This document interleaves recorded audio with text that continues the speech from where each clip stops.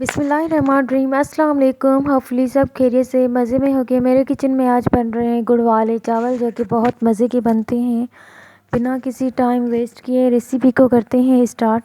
300 ग्राम के जितने लिए हैं बासमती राइस, 300 ग्राम गुड़, 1 गिलास फ्रेश दूध, 1 टीस्पून फुल सौंफ लिए, 2 इलायची, 10 से 15 बादाम, थोड़ी से पिस्ते और किशमिश। उसके अलावा नमक आप अपने टेस्ट के हिसाब से डालेंगे। चावलों को अच्छी तरह से वॉश करेंगे और थोड़ी देर के लिए भिगो कर रख देंगे।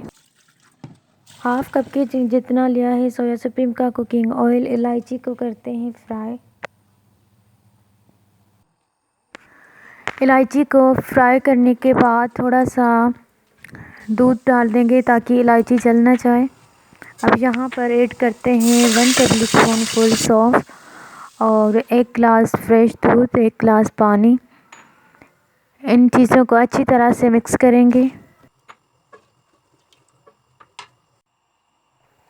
यहाँ पर ऐड करते हैं 300 ग्राम के जितना गुड़ और हाफ टी स्पून के जितना नमक। अच्छी तरह से चमचा चलाते रहेंगे। थोड़ी देर के लिए कवर कर देंगे और बीच बीच में चेक करेंगे जब तक पानी में बॉईल नहीं आ जाता। पानी में बॉईल आ चुका है। यहाँ पर ऐड करते हैं चावल।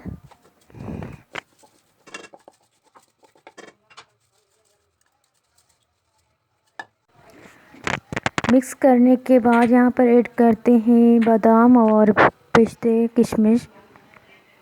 अच्छी तरह से चमचा चलाते रहेंगे और फिर कवर कर देंगे।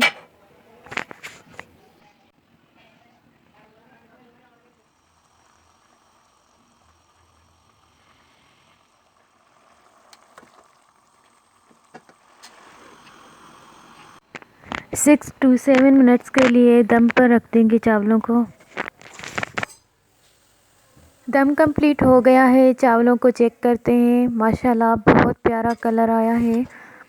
मिक्स करते हैं। चावल भी खिले खिले बने हैं। डिश आउट करते हैं।